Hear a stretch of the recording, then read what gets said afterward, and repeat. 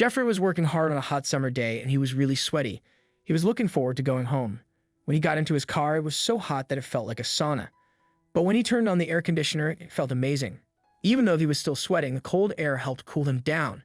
He saw a bag on the side of the road while driving, and even though he didn't think much of it at first, he couldn't stop thinking about it. He eventually turned around to check it out. When he got to the bag, he didn't hear anything inside, but he still wanted to see what was in it. The bag didn't move, no noises came from it. And yet, when he stretched out his hand to open the zipper, his hand shook. What could be in there? Why were all of his instincts telling him to be scared? He didn't know, but it was time to get over it and open the bag. He had found this bag in the desert. What he saw made him cry. Jeffrey could not believe what was inside the bag. The blue bag had a little white dog that seemed to be some sort of terrier, but that wasn't the most shocking part. The dog was lying completely still. He didn't even move when Jeffrey opened the bag. Was he too late? Jeffrey was now convinced that the bag had moved only minutes earlier, but the dog lay lifeless. There were patches of dried blood in the bag, but as he inspected the dog, he couldn't see where his wounds were. Jeffrey grabbed the bag and the dog and ran back to his vehicle. He threw the bag in the trunk and took out some extra water he had in there. He always carried a lot of water when driving in the desert. He held the dog gently and sprinkled some water on him. The dog moved slightly for the first time, showing signs of life. Jeffrey, feeling a mix of relief and fear, used an old t-shirt to wet and cool down the dog. He gave the dog some water to drink, which helped revive him. The dog was very warm, indicating he wouldn't have survived much longer in the hot sun. Jeffrey was thankful he returned when he did. The dog was weak, dehydrated, and scared, but alive, which was the most important thing. Jeffrey wondered where the dog came from and why someone would abandon him in a bag in the desert. It seemed like a person didn't want the dog to be found, and if Jeffrey hadn't been there for work, no one might have found him. Jeffrey gave the dog more water and then took him to the nearest vet. The vet discovered that the dog was a terrier mix and a few years old. Surprisingly, he seemed well cared for, even recently groomed. It didn't make sense that someone would abandon such a well-looked-after dog. The dog was dehydrated but otherwise healthy. They also found out that the dog was microchipped, which meant they could find his owner. However, when they tried to contact the owner, she didn't answer. Jeffrey wondered if she was somehow involved in abandoning the dog. It all seemed to point to a horrible owner who had grown tired of their pet and had dumped them. It was horrible, but sometimes appearances can be deceiving. They found out that the dog's name was Duffy. They weren't giving up on the owner just yet. If anything, she would need to answer for what she did. But in the meantime, Duffy needed a place to stay. He was too healthy to stay in the animal hospital. He had already bonded with Jeffrey, and the man wanted to see how things turned out. So he offered to foster the dog until they could connect with his family. Duffy was happy to go home with Jeffrey, and Jeffrey was happy to have him. Duffy seemed used to living in a house and acted like he was in charge. Jeffrey didn't have a dog before, so it was fun to see Duffy take over.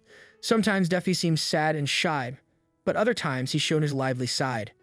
The only time Duffy wasn't in control was when he heard loud noises. He would get scared and hide under the table. One day, Jeffrey dropped a cookbook and Duffy barked and growled before hiding. It seemed like something scary had happened to him before. Jeffrey had Duffy for a few days when the vet called. Duffy's owner had contacted them, but she didn't explain everything. She promised to explain when they met at the vet's office. Jeffrey was eager to hear the explanation, hoping it would change his negative thoughts about her. The reunion between her and her pup would be enough to set their minds at rest, but before that, Jeffrey had to take Duffy back to the vet so he could get checked out and they could meet this woman. At the end of the phone call, Jeffrey took Duffy and together they drove back to the vet's office. The man couldn't believe how healthy he looked. The redness of his skin had calmed down, and he was hydrated and healthy. How the dog had come out of the ordeal that easily was a miracle. They were in the exam room when they heard a woman speak in the reception area. The dog's ears turned in all directions, his tail started wagging, and he sat up. He was on the exam table, and Jeffrey just had to grab him or he would have jumped off and ran. Then a young woman came into the room. She had bruises all over her arms and legs, and her wrist was in a splint, but she was completely focused on the little dog on the table. He started turning and barking, and his whole body shook from excitement. She picked him up and he licked her ears while she just kept kissing his head. The woman didn't even look at the other two people in the room. All she cared about was getting her baby back.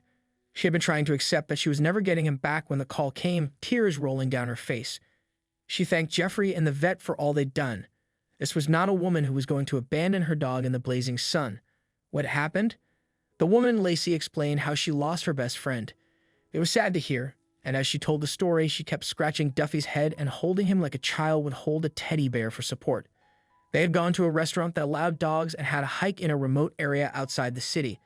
Lacey and Duffy were always in a group and it was very hot, so they couldn't walk as far as usual. They made sure to drink enough water all day. After the hike, the dogs could play off-leash next to the restaurant, and they even had a menu for dogs to have a snack. It was a great day. Her friends walked with her to the car, and as soon as she drove away, Duffy curled up in his doggy car seat in the back and fell asleep. The dog was exhausted from the adventure. Looking at her dog in the mirror, Lacey felt love overwhelm her. Duffy had come into her life during a tough time and had helped her mental and physical health by getting her out of the house. As she got closer to the city, she had to stop at a stoplight in a quiet area. Suddenly, a guy appeared next to her car window. Before she could understand what was happening, he smashed her window with something in his fist and unlocked the door. He tried to pull her out, but she begged him to let her get her dog. She fought to reach Duffy, but the man wanted her out of the car. He pulled her out, pushed her away, and she fell down a little hill next to the road. She landed on her wrist and pain shot through her. The momentum he threw her would have her rolling in the sticks and rocks. She wouldn't even be sure exactly where she got all the bruises she had, but her physical pain was the last thing she was worried about in those moments. As soon as she could stop herself, she jumped back up and ran back to the road just in time to see her vehicle pull away with her dog still in the back seat.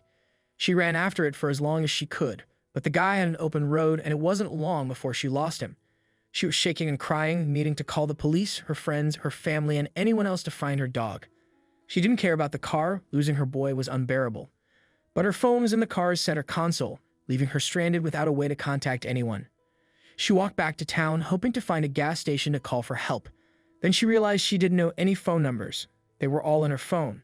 She was in pain, her wrist hurting, and feeling panicked. After walking, she found a shop where a kind old lady was shocked to see her. She was dirty and bloody, so the lady wrapped her in a blanket and called the police. All Lacey could do was cry, turning one of her best days into one of the worst. The old lady helped her contact her dad, using a quick Google search. He arrived at the same time as the police. When Lacey saw her dad, she broke down, but there wasn't much time to feel sorry for herself.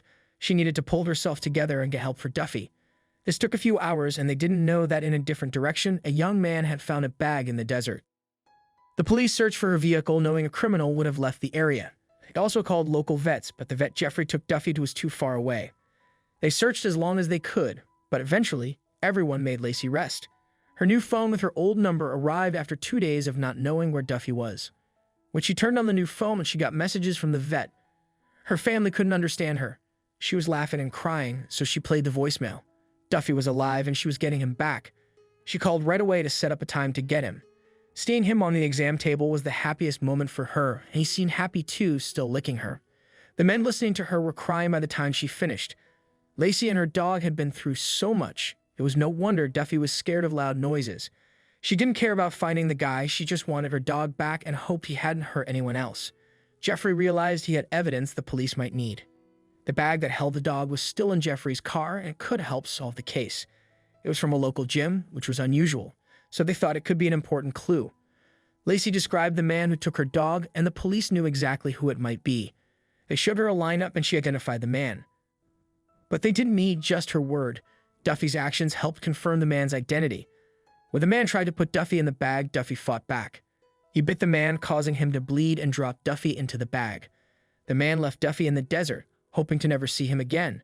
But the evidence from the bag and Duffy's behavior helped arrest the man and stop him from hurting anyone else. Lacey and Duffy were safe and justice was served. Jeffrey, who had helped find the bag, became friends with Lacey and Duffy.